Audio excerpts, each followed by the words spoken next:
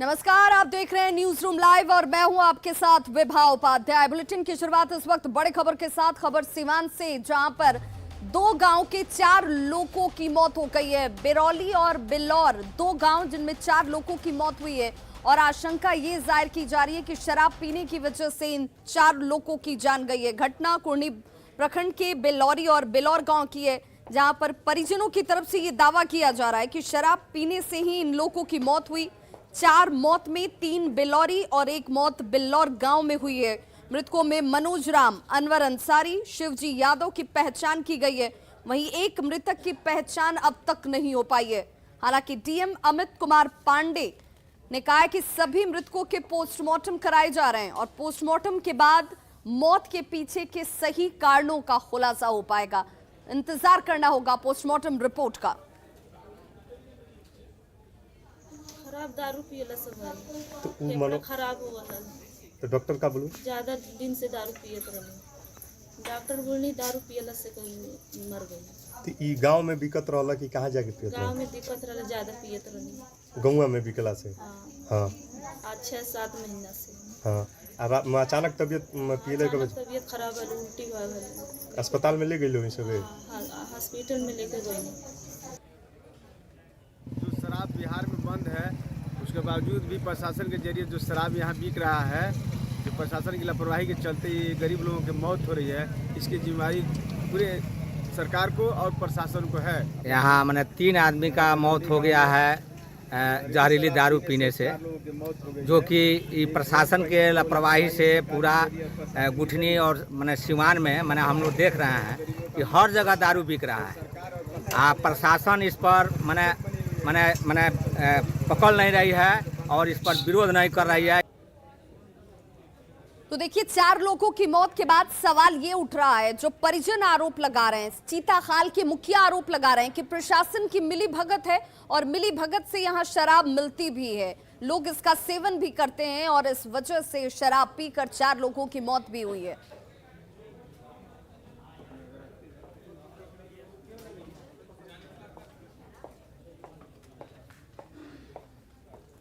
Phone के लिए बतैलकै जे ऑफिस से पता करे ले, तब तक हमरा कोई होश नहीं रहले। तब दूसर दिन फोन वहीं से ले ऑफिस से जे आदमी के डेथ क्या गए, आदमी नहीं रहले, डेथ भए गेलै ओकर। तो ओकर बाद तो कोनो नोटिसे नहीं छै, कंपनी के से बातो और भेलै तो कोनो रिस्पांस नहीं ला रहल छै। ओकर बाद जिला प्रशासन के पास भी गेलै, आवेदन देल गेलै, तो अभी तक कोनो रिस्पांस नहीं एलै है, ना ही डेड बॉडी एलै अभी तक गाँव। हमरा सबके एक ही रिक्वेस्ट है जिला प्रशासन से भी।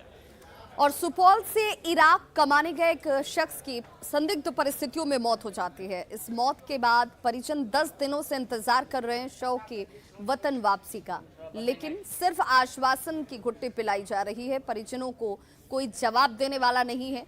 परिजनों का यह आरोप है कि प्रशासन से लेकर हर अधिकारी तक गुहार लगाई गई, लेकिन आश्वासन के सिवा कुछ हासिल नहीं हुआ। जिला प्रशासन से लेकर दिल्ली तक गुहार लगाने के बाद शव लाने को लेकर अब तक कोई पहल शुरू नहीं की गई है। नाराजगी से लेकर भी परिजनों के अंदर है। मृतक आनंद मेहता की पत्नी बार बार प्रशासन से गुहार लगा रही हैं। प्रशासन की तरफ से सिर्फ और सिर्फ भरोसा दिया जाता है। सदर थाना क्षेत्र के कंचनपुर गांव के रहने वाले आनंद मेहता 7 अप्रैल को मजदूरी करने के लिए इराक गए थे। 13 अक्टूबर तक उनसे अपने परिजनों से बातचीत की, लेकिन 14 अक्टूबर को इराक में संदिग्ध परिस्थितियों में उनकी मौत हो जाती है। इराक से सिर्फ एक फोन पहुंचता है जिससे आनंद मेहता की मौत की जानकारी परिजनों को मिलती है। मृतक के परिजन लगातार इराक की कंपनी सहित अन्य संबंधित स्रोतों को फोन पर आनंद के डेड बॉडी को वतन भेजने की मांग कर रहे हैं, लेकिन अब तक इसे लेकर कोई कार्रवाई शुरू नहीं हो पाई।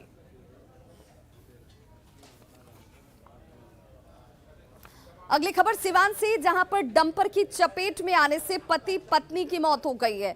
बताया जा रहा है कि पति पत्नी स्कूटी से यूपी से बिहार आ रहे थे परिजनों से मुलाकात करने के लिए और इसी दौरान एक डंपर की चपेट में आने से पति की घटनास्थल पर ही मौत हो गई, जबकि पत्नी इस वक्त स्थानीय अस्पताल में इलाजरत है। बताया जा रहा है कि डंपर की गति बहुत ज्यादा थी। बेतहाशा मौत बनकर ये डंपर जो है वो रास्ते पर दौड़ रही थी, जिसकी चपेट में आकर स्कूटी सवार की जान गई है।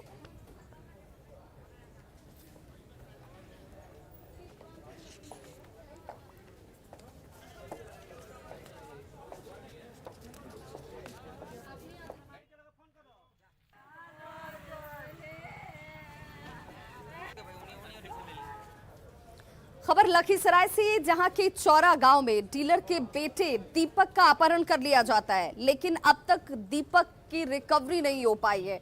नक्सलियों को लेकर इस इलाके में लगातार सर्च अभियान चलाया जा रहा है पुलिस की तरफ से, लेकिन इसके बावजूद अब तक कामयाबी हासिल नहीं होने से परिजनों के अंदर अब आशंका घर कर रही है। अनहोनी की आशंका से अब परिजन डरे सहमे हुए हैं। तस्वीरें आपके सामने, जहां पर दीपक को रिकवर करने के लिए, इसकी बरामदगी के लिए लगातार कॉम्बिंग ऑपरेशन भी इस इलाके में चलाया जा रहा है। आपको बताते चलें, इसी दौरान एक नक्सली को ढेर कर दिया गया था सुरक्षा बलों की तरफ से, लेकिन इसके बावजूद दीपक को लेकर अब तक कोई सुराग नहीं मिल पाया। 23 अक्टूबर की ये घटना है जब नक्सलियों ने दीपक का अपहरण किया था। पुलिस लगातार नक्सलियों के खिलाफ अभियान भी चला रही है। हार्डकोर नक्सली को सुरक्षा बल ने मार भी गिराया और पुलिस हालांकि इस बीच जल्द दीपक की सकुशल रिहाई का भरोसा दे रही है। देखिए संवाददाता राकेश कुमार की रिपोर्ट। 27 अक्टूबर की देर शाम नक्सलियों द्वारा अपहृत दीपक का अब तक कोई सुराग नहीं मिल पाया है। हालांकि पुलिस लगातार जमुई, लखीसराय और मुंगेर के तरफ से कॉम्बिंग ऑपरेशन चला रही है ताकि दीपक को सकुशल नक्सलियों के चंगुल से रिहा करवाया जा सके। इस वक्त हम मौजूद हैं सदर अस्पताल स्थित पोस्टमार्टम हाउस में। आप देख सकते हैं इनकाउंटर के दौरान जो हार्डकोर नक्सली प्रमोद कोड़ा मारा गया था, उसके सबको यहाँ पे रखा गया पोस्टमार्टम के लिए और कड़ी सुरक्षा व्यवस्था यहाँ पे की गई है। यहाँ पे खुद लखीसराय SDPO मौजूद हैं। आप देख सकते हैं, हम उनसे बात करना चाहेंगे कि आखिर कितने देर में इसका पोस्टमार्टम किया जाएगा। सर क्या है सर? मतलब जैसे मानवाधिकार आयोग का जो गाइडलाइन है उसके अनुसार मजिस्ट्रेट के प्रतिनिधित्व में चिकित्सीय बोर्ड द्वारा इसका पोस्टमार्टम किया जाना है, जिसकी वीडियोग्राफी होगी और उसके बाद इसके परिजन को खबर किया गया है। उनको उनके माध्यम से फोर्स की उपस्थिति में इसका अंत्येष्टि का कार्य करवाया जाएगा। पहचान हो गया सर? पहचान तो प्रमोद कोड़ा कल से ही पहचान हुआ। कहाँ का रहने वाला है सर? ये लठिया कोड़ा से पीरी बाजार। सर दीपक के रिहाई को लेकर क्या कुछ? उसमें लगातार सारे जो पुलिस अधीक्षक महोदय और जो ASP अभियान है और उसके अलावा पैरामिलिट्री में SSB और कोबरा बटालियन जो है और बाहर से भी कुछ फोर्स मंगाया गया है। कॉम्बिंग ऑपरेशन लगातार पहाड़ पे चल रहा है और जल्द से जल्द हम लोग रिकवरी करने का प्रयास करें। राकेश, न्यूज़ 18 लखीसराय।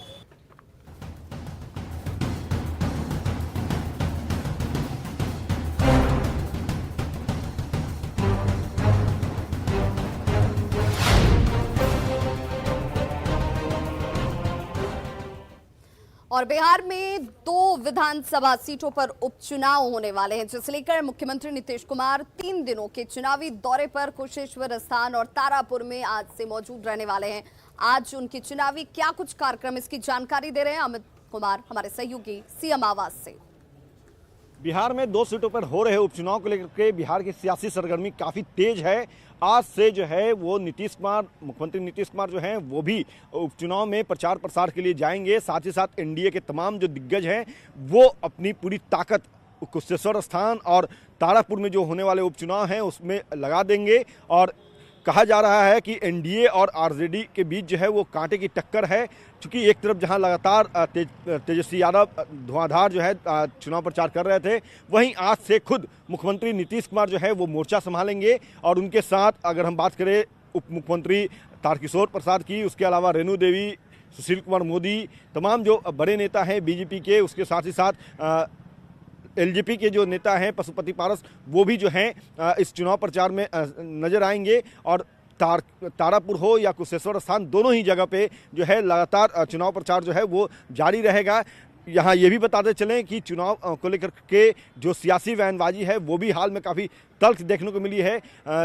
तेजस्वी हों या लालू प्रसाद यादव, दोनों ने कहा कि दोनों ही सीटों पर जो तारापुर और कुशेश्वर स्थान में होने वाले जो उपचुनाव हैं उसमें दोनों ही सीट पर RJD के प्रत्याशी जो है वो जीत हासिल करेंगे। बहरहाल देखना होगा कि किनकी बातों में दम है, किनके साथ जो है वो वोटर जाते हैं, कौन कुशेश्वर स्थान और तारापुर से जीत हासिल करता है। कैमरा पर्सन दीपक के साथ अमित कुमार, न्यूज़ 18 पटना। तो बिहार के मुख्यमंत्री नीतीश कुमार की तरफ से आज से चुनावी सभा की शुरुआत की जा रही है। सबसे पहले वो कुशेश्वर स्थान पहुंचेंगे, जहां पर चुनावी सभा को लेकर के तमाम तैयारियां जो हैं पूरी कर ली गई हैं। और इन तैयारियों का जायजा लेने के लिए जल संसाधन मंत्री संजय झा वहां पर मौजूद हैं, जो इन तैयारियों को बारीकी से देख रहे हैं। और इन तैयारियों के बाद उन्होंने तेजस्वी यादव की सभा पर आरोप लगाते हुए कहा और कहीं ना कहीं सीधा हमला करते हुए उन्होंने कहा है कि कुशेश्वर स्थान, जिस स्थान पर आज वो अपनी जीत का दावा कर रहे हैं, उस स्थान पर पहले दरभंगा से पहुंचने में 5 घंटे का वक्त लगता था। आज 1.5 घंटे में ये सफर तय किया जाता है। उन्होंने ये भी कहा कि कुछ काम बाकी जरूर रह गए हैं जिसे नीतीश कुमार पूरा करेंगे। देखिए संवाददाता रवि एस नारायण की खास रिपोर्ट। बिहार विधानसभा के उपचुनाव में मुख्यमंत्री नीतीश कुमार आज से प्रचार करने के लिए निकले हैं और आज वो पहुंच रहे हैं कुशेश्वर स्थान, जहां पे वो अपना यहाँ पे प्रचार शुरू करेंगे। और देखिए यहाँ पे जो मंच है वो पूरी तरह से सज चुका है। यहाँ पे तैयारियां पूरी है। तमाम एनडीए के घटक दलों के जो झंडे हैं वो लगे हुए हैं। यहाँ पे जनता का इंतज़ार है और जो मंत्री हैं संजय झा वो लगातार वो पूरे क्षेत्र में घूम रहे हैं और एक ढंग से कहें कि पूरी दारोमदार जो है इनके कंधों पर है। देखिए तेजस्वी भी लगातार घूम रहे हैं, वो लगातार वीडियो डाल रहे हैं। रास्ते खराब है, आधा 6 महीना डूबा रहता है कुशेश्वर स्थान, लगातार कह रहे हैं। क्या स्थिति है जदयू की? जदयू की स्थिति बहुत अच्छी है। एक बात मैं बता देता हूं, आप भी आए होंगे, दरभंगा से कुशेश्वर स्थान आने में कितना समय लगता है आज के डेट में। नीतीश कुमार के सरकार के एनडीए सरकार में जब आप दरभंगा से कुशेश्वर स्थान आते हैं तो 1.5 घंटा में आता है। और जो वीडियो डाल रहे हैं उनके सरकार में आते, प्लीज जनता से पूछ लीजिएगा, हम बोलेंगे तो आपको पॉलिटिकल लगेगा, तो 5 घंटा लगता था। लेकिन जनता अब पीछे मुड़ के देखने वाली नहीं है। जनता जो विकास का स्वाद चख चुकी है, अब वो पुराना मेमोरी उसको आप रिफ्रेश कीजिएगा। आ जाए तो हम लोग का कुछ वोट बढ़ जाएगा चुनाव प्रचार में। आज देखे ना, भक्तचरण दास जी, बिहार का संस्कार कभी नहीं रहा इस तरह की भाषा का। कोई भी हो, मेहमान हो तो और लोग रिस्पेक्ट देता है। इसी से बिहार बदनाम हुआ, इसी सब भाषा से। जो पार्टी वोट मांगने आया है उस समय लोग नहीं देखता है कि कौन पार्टी है, वो लोग पूरा बिहार का एक इमेज बनता है। किस तरह की भाषा दलित समाज से आते हैं भक्तचरण दास जी, किस तरह की भाषा का प्रयोग किए हैं वो। लोगों को विश्वास नीतीश कुमार पे ही है और लोग नीतीश कुमार जी का काम यहाँ देख चुका है। कैमरा पर्सन सुबोध के साथ रवि एस नारायण, न्यूज़ 18 पर। सीतामढ़ी जिले में स्वास्थ्य सेवाओं को बेहतर करने के मकसद से हेल्थ एंड वेलनेस सेंटर की शुरुआत की गई। लाखों और करोड़ों रुपए खर्च किए गए ताकि लोगों को फायदा मिल सके, लेकिन ऐसा हुआ कुछ नहीं। हमारे सहयोगी राकेश रंजन की रिपोर्ट देखिए। सीतामढ़ी के जिला मुख्यालय डुमरा का यह पुनौरा गांव है और पुनौरा गांव की एक तस्वीर आपको दिखलाने की हम कोशिश करते हैं कि स्वास्थ्य व्यवस्था की क्या स्थिति है सीतामढ़ी जिले की। पुनौरा धाम में हेल्थ एंड वेलनेस सेंटर तकरीबन 4 साल पहले इसका निर्माण हुआ है और यहाँ पर हेल्थ एंड वेलनेस सेंटर निर्माण के पीछे का उद्देश्य ये है कि दूर दराज जिन इलाकों में सरकारी अस्पताल होते हैं वहाँ के लोगों के लिए हेल्थ एंड वेलनेस सेंटर का निर्माण करना है ताकि उनको अपने गांव के नजदीक ही स्वास्थ्य सुविधा हासिल हो सके। और आप तस्वीर देख सकते हैं हेल्थ एंड वेलनेस सेंटर की स्थिति क्या है। इसमें ताला लगा हुआ है और यहाँ पर कोई आता नहीं है और लाखों रुपए इस पर खर्च किए गए हैं इस हेल्थ एंड वेलनेस सेंटर के निर्माण पर, लेकिन इससे आम लोगों को कोई फायदा नहीं है। जब कभी यह खबर मीडिया की सुर्खियां बनती है तो कुछ दिन के लिए इस हेल्थ एंड वेलनेस सेंटर में स्टाफ ड्यूटी बजाने आ जाते हैं, लेकिन फिर से इस अस्पताल की स्थिति यही रहती है। यहाँ के लोगों को दूर दराज जो सीतामढ़ी सदर अस्पताल है या फिर डुमरा प्राथमिक स्वास्थ्य केंद्र वहां जाना पड़ता है अपने इलाज के लिए। और तस्वीर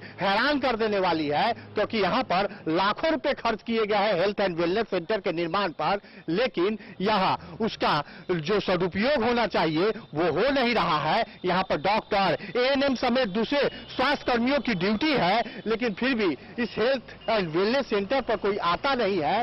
और यहाँ जो हेल्थ एंड वेलनेस सेंटर है इससे लोगों को कोई फायदा नहीं मिल रहा है और यहाँ के लोग को अपने स्वास्थ्य व्यवस्था के लिए या तो फिर निजी नर्सिंग होम या फिर सीतामढ़ी सदर अस्पताल पर निर्भर रहना पड़ता है।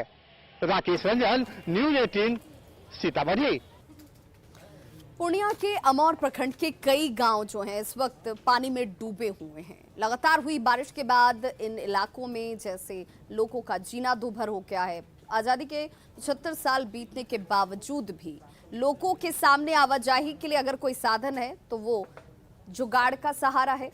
जुगाड़ की नाव कह लीजिए, टूटी फूटी सरकारी नाव, जिस नाव के सहारे लोगों की जिंदगियां कट रही है। लंबा इंतजार लोगों ने पुल की मांग के साथ किया, लेकिन आज तक पुल का निर्माण नहीं हो पाया। महानंदा, कनकई और परमान नदी उफान पर हैं और गांव जो हैं वो टापू में तब्दील हो चुके हैं। दास नदी की वजह से इसके आसपास रहने वाले लोगों की परेशानी बढ़ी हुई है, क्योंकि इनके पास अगर कोई साधन है आवाजाही के लिए तो सिर्फ वो है नाव, और ऐसे में सिर्फ एक सरकारी नाव यहाँ पर, वो भी टूटी हुई स्थिति में लोगों के सामने है। जुगाड़ के सहारे भले जिंदगी कट रही हो, जिसमें अब लोग एक बार फिर से हालात बदलने की गुहार लगा रहे हैं।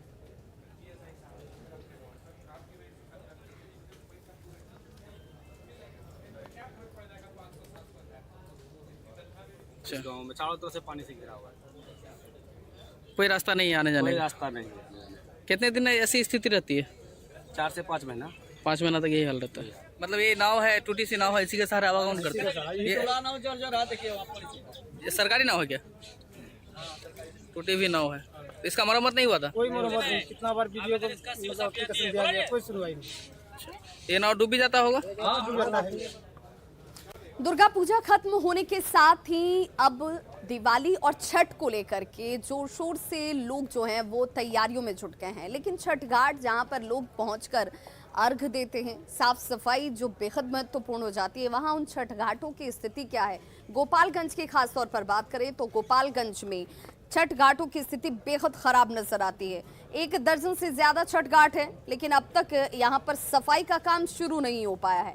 छठ घाटों की सफाई की जिम्मेदारी नगर परिषद की है, लेकिन नगर परिषद अभी तक इसे लेकर संवेदनहीन ही बना हुआ है।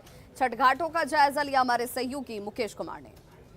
पर्व को लेकर के 10 से 12 दिन बाकी है और अभी हम बीएम फील्ड छठ घाट के पास हैं और देखेंगे यहाँ पर कि यहाँ के जो छठ घाट के जो यहाँ पर ये बना हुआ है आकृति, यहाँ पर क्या आलम है। यहाँ पर कीचड़ का जो यहाँ पर ढेर है, यहाँ पर पानी लगा हुआ है और जल जमाव की वजह से लोगों को काफ़ी परेशानी होगी। और सबसे बड़ी बात है कि इसकी जिम्मेदारी नगर परिषद की है। नगर परिषद को जो है जितने भी छठ घाट हैं उनके सफाई का जिम्मेदारी दी गई है और छठ घाट को बेहतर तरीके से उसको रंग रोगन भी करना है। लेकिन अभी आप देखेंगे कि यहाँ पर क्या आलम है और यहीं पर जो छठ व्रती हैं वो आकर के पूजा अर्चना करेंगे।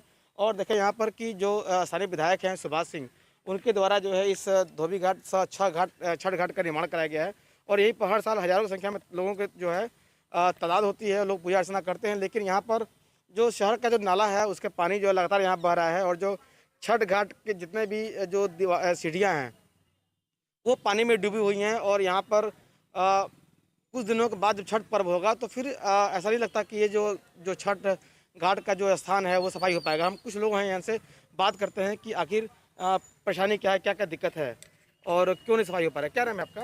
गिरीश। तो गिरीश जी, ये क्या दिक्कत है यहाँ पर? हम पेन पकड़ा हुआ, बताइए। देखिए, दिक्कत ही दिक्कत है। सबसे पहले वही समस्या है, पानी इधर लेट से हुआ और कोई सरकार की तरफ से ऐसा, हमारे म्यूनसिपैलिटी की तरफ से ऐसा कोई व्यवस्था नहीं है जिसको इसको सुधारा जाए, किया जाए। समय कम है, इस समय को देखते हुए इस पर बहुत ध्यान देना होगा। वर्तमान स्थिति तो आप लोग देख ही रहे हैं घाट का, हजारों लोगों की आस्था जुड़ी हुई है इस घाट से। शहर का सबसे प्रमुख घाट है ये और यहाँ जिला प्रशासन या नगर परिषद के हैं ये अभी नदारत है। यहाँ कोई व्यवस्था नहीं है। 12 से 14 दिन बचे हुए हैं इस छठ पूजा को।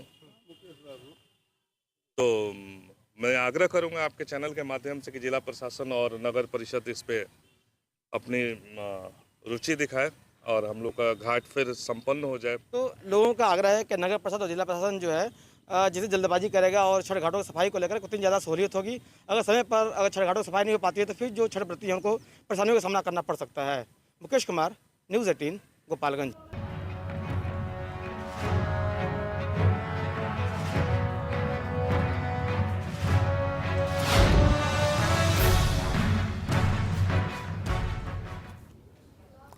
और अररिया में रह रहे दोहरी नागरिकता वाले शख्स मोहम्मद जावेद को नेपाल पुलिस काफी वक्त से तलाश रही है, लेकिन इस वक्त ये शख्स अररिया में, बिहार के अररिया में रह रहा है।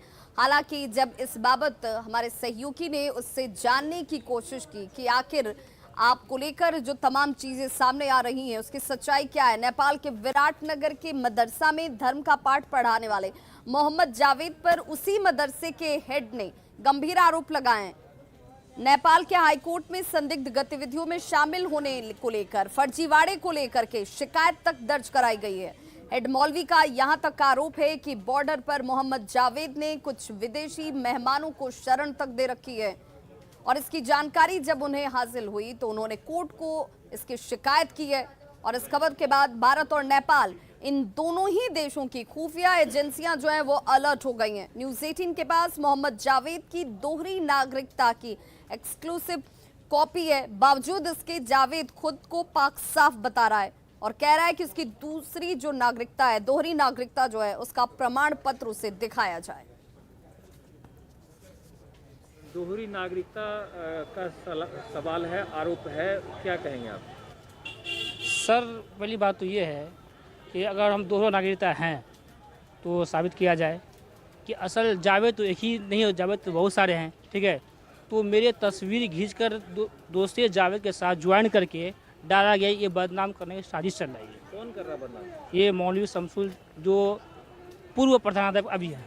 कहाँ के प्रधानाध्यापक? ये मदरसा ताजुल इस्लाम नमूना आधारभूत विद्यालय के पूर्व। मदरसा कहाँ पर है? ये विराटनगर 13 में है और मौलवी शमसुल जो है वो घुरना बाजार से आके विराटनगर में वो ज्वाइन किया है। वो भारत के रहने वाले खुद है वो, और शादी किया है रानी में, जन्मसिद्ध नागरिकता बनाया। और हम जो है, मेरा पास वंशज नागरिकता है। वो आप पर क्यों आरोप लगा रहे हैं? और किसी पर लगा सकते थे, आप ही पे क्यों? असल जो है कि आरोप लगाने में उसका मकसद यही है कि उस जगह पे पहले ज्वाइनिंग किया हुआ था, वो महानगर पालिका ने उसको 39 लाख जो दिया था वो भ्रष्टाचारी में पकड़ाने के उद्देश्य से इसको महानगर पालिका उसको खारिज कर दिया है।